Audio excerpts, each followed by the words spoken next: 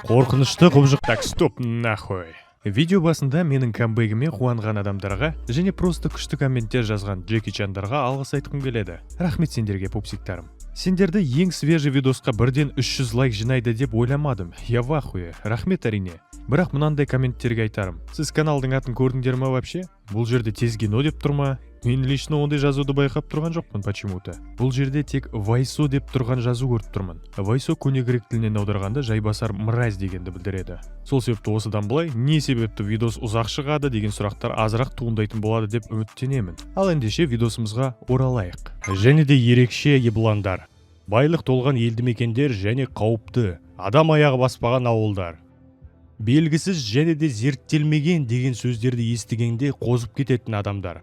Ол адамдардың атауы хантерлар.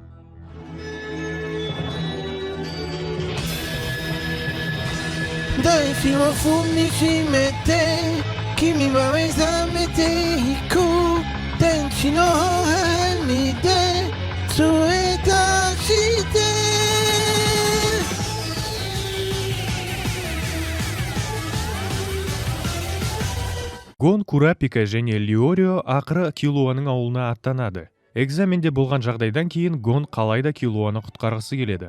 Жігіттер турфирма арқылы Бозжыра жақты көруге автобусқа билет алады. Гид оларға бара жатқан Куккуру тауы жайлы және сол таудың шыңында қоныстанған Золдиг әулеті жайлы барлық белгілі ақпаратты айтып шығады. Итак, Золдиг әулетінде дәл қазір 10 адам бар екен. Олар арғы атасы, әжесі, ұлы, келіні және де 5 балалары. И әулеттің барлығы да профессиональный киллер болып табылады. Біздің жігіттер ақыры туристермен бірге Золдигтар әулетінің воротасына келіп жетеді. Бұл воротаны басқаша врата Аида деп атайды екен. Себебі ол арқылы кірген адам артқа оралмайды. Және қыстың кезінде ол воротаны хуй ашасың. Автобустан біздің жігіттермен қосылып екі борзый ублюдоктар келген екен. Олардың мақсаты Золдигтардың 15 гектарлық жер орнына кіріп, басты Золдигтің көзін құрту. Жергілікті охранниктің кіреберісті қорғауға қатты желаниесі жоқ. Сол себептен воротаның шет жағындағы есіктің кілтін мына жартуастарға бере салады. Осылайша екі даун Золдигтардың охранник итінің обеді болады. Бұл көріністі көрген туристер дереу Себастьян болады. Ал біздің жегелер осы жерде қалып,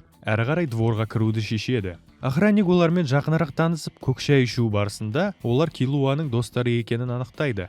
Жігіттер, ал нақтырақ айтқанда Калека Гон, мүлдем уақыт жоғалтпай, дереу Золдигтердің үй жағына аттанғысы келеді. Алайда охранник олардың мына түрмен әрі қарай аулаға жібергісі келмейді. Себебі оларды жыбы бағанағы охранник ит кеміріп тастайды. Ол иттің аты Микки. Және иелерінің берген бұйрығы бойынша шеткі калиткадан кірген барлық далбойыптарды ол ойланбай жеп тастайды. Золдигтардың ауласына кіретін негізгі есіктер кілтті қажет етпейді. Оны тек физухалар мықты, Дастони жігіттер ғана аша алады. Мына охранник сияқты, конечно. Бұл кісі 80-ге келсе де, молодойлардан 5 есе мықты екенін дәлелдеп, воротаны ашады. Ворот арқылы өткен адамдарға ауладағы ит Микки тиіспейді екен. Сол себептен жігіттерге осы вороталар арқылы физухасын прокачать ету желательно. Вороталар бірнеше отсектерден тұрады. Ең бірінші отсек 4 тоннаны құрайды. Охранниктің айтуы бойынша, өткен жұмада ашулы болып келген менің крашым Киллуа бірден 3 отсекті ашып жіберген екен. Ол сонда примерно 16 тонна воротаны жалғыз өзі ашқан. Хуеть. Гон бірақ бұл прокачкаға уақытын құртқысы келмей, сразу кілт арқылы өткісі келеді. Алайда охранник ағай оның қабаған иттен қайтыс болғанын қаламағандығынан Золдиг әулетінің ресепшеніне соғады. Алло, мына жерде Киллуаның достары келіп тұр еді. Немене? Қайттан жарапазан айтып келіп тұрған балалар ма? Жоқ, бұл Киллуаның досты. Шал біле. Дереу оларды сіктіртіп жер әрмен. Жақсы. Атай, тоқташ кәме онымен сөйлесейін. Алло, ассалаумалейкум, мен Киллуаның родной едім.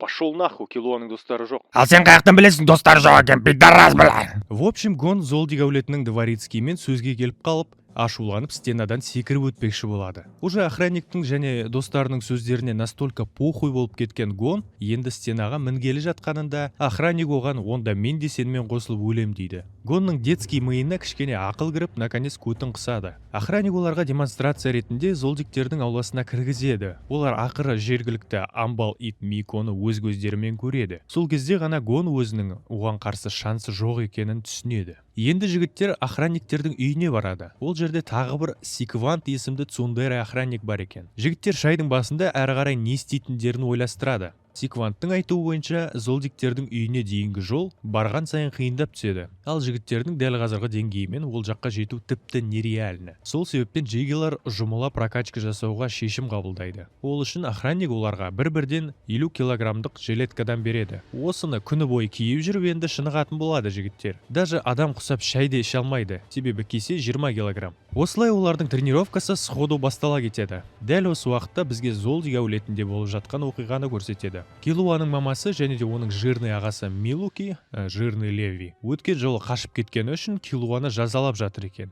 Милуки оған Гонның ауылға келгенін айтып қояды. Мамасы бірақ Гон ауылға келгенмен де барлық қиындықтан өтіп біздің үйге жете алмайды деп қоя береді. Киллуа бірақ өзінің досының үйіне дейін жете алатынына сенімді. Енді кентиктарға қайта оралсақ. Пока Гонның қолы жазылғанша, Леория мен Курапика воротаны өздері ашпақшы болады. Алайда бірінші попытка сәтсіз аяқталады. Сол себепті олар күшейтілген тренировкаларға көшеді. Біршама шыныққасын, онымен қоса Секванның итеру бойынша кеңесіне құлақ асқасын, Леория мен Курапика ақыры бір прогресске жетеді. Кстати, Секван информатор крыса екен, блять. Жігіттер ақыры біраз шымырланғасын, охранниктің рұқсатымен жилеттерін шешеді. Денелері бір жеңілдеп қалғасын, аса мықты сенімділікпен олар ворота ашуға кіріседі. Осы жолы олар воротаны біршама қозғалта алды, бірақ сонда да адам сиятын дәрежеге жеткізе алмай тұрады. Оны көріп Гон ақыры қолы жазылғасын жігіттерге көмектеседі. Енді үшеулеп бұл палуандар ақыры воротаны аңырайтып ашып жібереді. Олар алғашқы бөгеттен сәтті өткендіктен охранниктерге алғыстарын білдіріп, золдиктердің коттедждеріне қарай жол тартады. Секван да кезінде золдиктерге баса көктеп кірмекші болған екен. Алайда оның тимасын түгелімен қосып бір стажер дворецкий суламай сыйып тастаған екен. Сол себептен сағы сынған Секван пенсионердің қасына 0,5 ставкамен охранник болып алыпты.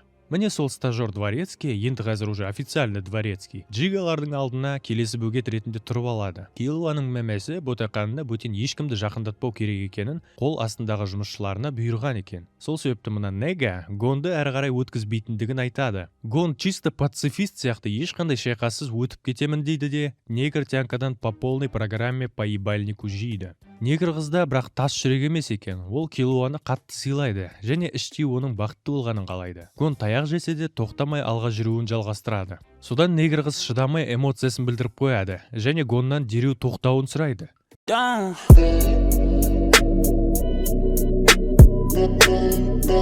Гон альфа-самец сияқты морально әлсіреген тянканың зонасына баса көктеп кіреді. Еба порнухаға нихуя название тапқан сияқтымын ғой. Негр қыздың көздері мөлдіреп джигилардан Киллуаны құтқаруларын сұрайды. Алайда 15 метр жерден Киллуаның мамасы негрді атып жібереді. Не дейміз енді? Black Lives Matter.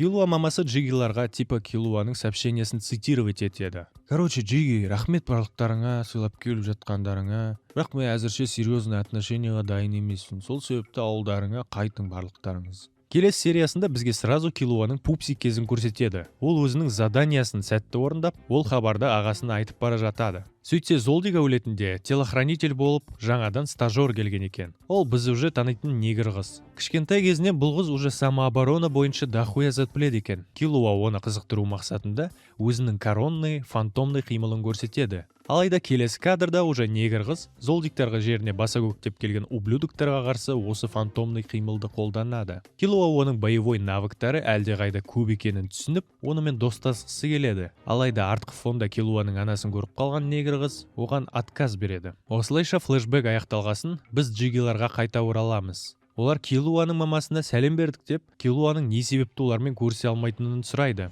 Мамасының айтуы бойынша Киллуа өзінің үйден қашып кетіп және онымен қоса анасы мен ағасын ұрып кеткен үшін жазасын зыңданда өтеп жатыр. Оға хуй знает оның қашан шығатыны деп жатқанында, золдиктердің атасы немересінің камерасына кіріп келеді де Милукиден інісін босатуды сұрайды. Атасының рұқсатын алған Киллуа өзі-ақ спокойно босап шығады. Киллуаға атасы папаңның қасына бар деп айтады. Оның саған айтатыны бар дейді. Милуки және оның атасы Киллуаны өздерінің әулетіндегі ең потенциалы мықты баласы ретінде айтып келеді. Алайда олардың айтуы бойынша Киллуаның духы әзірше ең слабый болып табылады. Киллуаның мамасы баласының босаудан шыққанын естіп дереу үй жағына асығады. Ал Гондар әзірше осы жақта қала тұруды шешеді.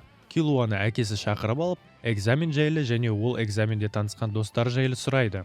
Осылайша олар дефолтный әкесі мен баласы сияқты беседа жүргізеді. Әкесі Киллуадан достарын көргің келе ма деп сұрайды. Киллуа әрине олардың көргісі келетінін айтады. Оған әкесі: "Сен менің ұлымсың. сонымен қатар сен тұлғасың, сол себепті сен әрі қарай өзің шешім қабылдайсың деп оған үйден кетуге келісім береді. Оны жібермей тұрып әкесі баласынан қан арқылы уәде алады, ешқашанда достарын сатпайтыны туралы. Содан соң Киллуа достарына қарай аттанады. По дороге мамасын очкануть еткізіп кетеді. Мамасы әкесіне ашуланады. Не себепті ұлыңды жібересің деп. Оған әкесі Киллуаның үйге қайта оралатынына күмәнданбайтынын айтады. Себебі ол менің ұлым.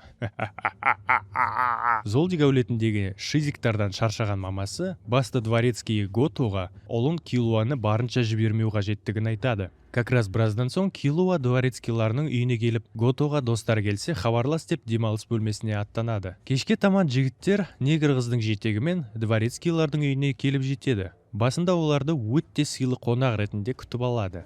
Шайын құйып, хамле печеньесін беріп дегендей. Онымен қоса осы жерге Киллуаның өзі де келе жатыр деп джигиларды бір қуантып жібереді. Алайда Гото джигиларға сенімсіздікпен қарайтынын жасырмайды. Ол Киллуаға кішкентай кезінен қарағандықтан оны баласындай көреді. Сол себепті оны просто так ноунеймдермен бірге жібере алмайтынын айтады. Гото өз кезегімен тиын лақтыру ойынын бастайды. Жігіттердің мақсаты тиын қай қолда екенін анықтау. Ойлануға 3 секунд қана беріледі. Жылдам жауап бермесе негр өледі. Қате жауап берсе ойыншы шығады. Барлық 3 жиғанда қате жауап берсе, вообще золдиктердің ауласынан сіктіртіп жүреді. Ал Киллуаға джиги шай ішіп үйлеріне қайтқандарын хабарлаймын дейді Гото. Ең бірінші каткада бірден Лиорио ойыннан шығып кетеді. Ал екіншісінде уже Курапика шығып кетеді. Енді барлық үміт тек Гонда. Гон ісікті азайту үшін оны кеседі және фул фокуспен ойынға кіріседі. Және сходу ол келесі тиынды да табады. Final round ретінде 3 мужик тиын лақтырады. Алайда тиын артқы чувактың қолында екен. Барлығы Гонның қырағы көздеріне таңғалады және оған қошемет көрсетеді.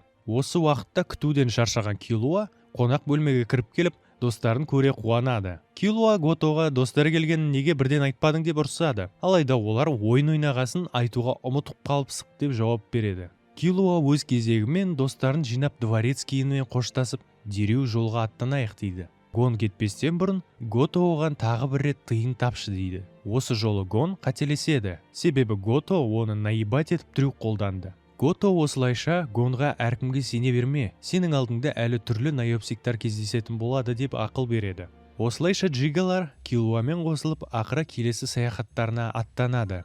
Жолай олар Готоның трюгін талдап, оның қолында бірнеше тиын болғанын анықтайды. Кейіннен поезда Киллуа Гонның туристический визамен жүргенін анықтайды. Одан не себепті Хантер лицензиясын қолданбадың деп сұраса, Гон алдымен Хисокадан ақысын алып, оған плашкасын қайтармай, мен лицензияны қолданбауды шештім дейді. Хисоканың қайда болатынын Курапика біледі екен. Экзамен кезінде Хисоко Курапиканың құлағына Генейрюдан жайлы маңызды ақпарат білетіндігін жайлы айтады. Одан соң после экзаменов Курапика Хисокамен сөйлескен екен. Хисока бұйырса 1 қыркүйекте Йоркшир аукционында болатыны жайлы хабарлапты. Бірақ оған дейін әлі жарты жылдан көп уақыт бар.